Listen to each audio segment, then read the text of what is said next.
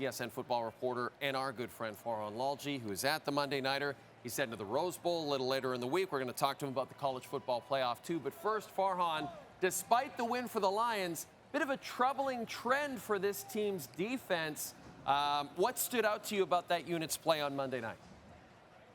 Well, truly just how easy it was for San Francisco to move the ball for the better part of this game. And look, this is a team that in the last 3 games, injuries have really taken their toll. They came into this one having given up 32 points per game in their last 3. Heck, even Caleb Williams and the Chicago Bears' defective offense still wound up 304 passing yards in this game. And when you looked at this one, there were San Francisco receivers running around wide open throughout this game. Through 3 quarters, Jay, they had over 350 yards of offense. They needed only 39 plays to do it, and they only needed to attempt 4 third downs. That's how easy it was for San Francisco. And, you know, I understand Detroit's got their injuries, but so does San Francisco. I mean, this is a team that didn't have Christian McCaffrey. They didn't have Brandon Ayuk. 6 offensive linemen are down for them. Their left side, the left guard and left tackle, they were down to their 3rd string guys. So I know they got the 2 interceptions in the second half, and if you're Dan Campbell, you're probably going to say, hey, we were timely, we were there when we needed, but I think they're going to need a lot more against healthy teams in the playoffs, and they're certainly going to need a lot more defensively against Minnesota next week in that big one. For a game that the Detroit Lions did not need to win, Farhan, were you surprised how deep they went into their offensive playbook?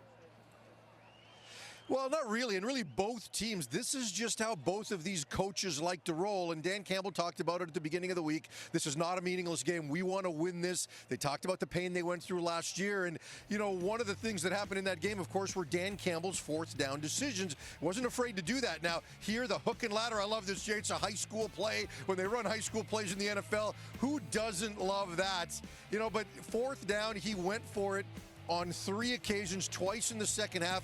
It came up really big for him. And again, both coaches did all of this. You saw attempted passes by Ricky Pearsall on 2 plays for San Francisco. He didn't wind up with completions on either one of the plays, but both coaches are willing to dig deep, and that's just how they do it, and that's what makes this game that much more fun. And if you're Dan Campbell, I just think you're going to constantly double down on who you are and what you do and what's made you successful. And if your critics don't like it, you're just going to keep doing it. All right, you're about to head to Pasadena for the Rose Bowl, so let's switch gears to the college football playoff. We want to let everybody know what we got coming up on TSN. Quarterfinals kickoff Tuesday. Battle between 6th seed Penn State and 3rd seed Boise State. New Year's Day, triple header starting with the Longhorns and Arizona State.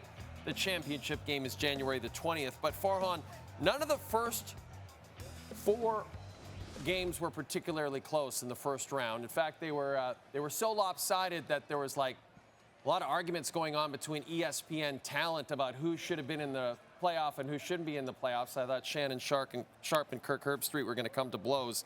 Do you think the quarterfinal round might be slightly more competitive?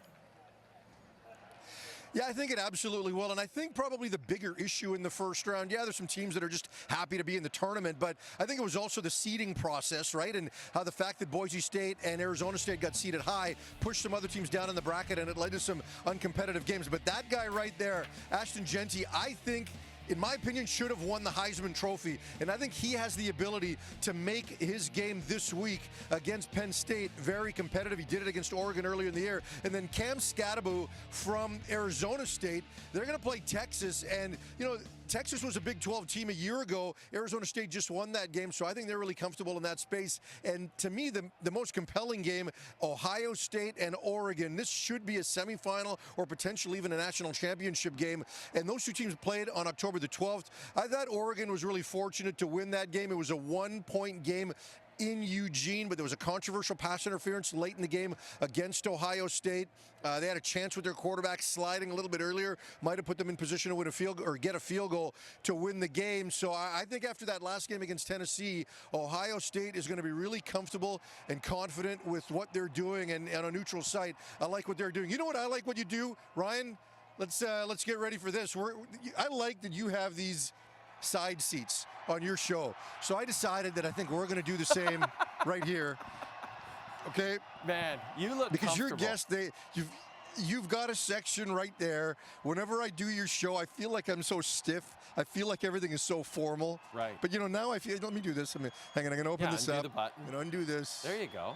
Undo the tie. Oh, yeah. And so when we do the Rose Bowl tomorrow, I'll see if I can find similar seating. I was just going to say, this is perfect posture for Southern California. You are absolutely ready, my friend. You're relaxed.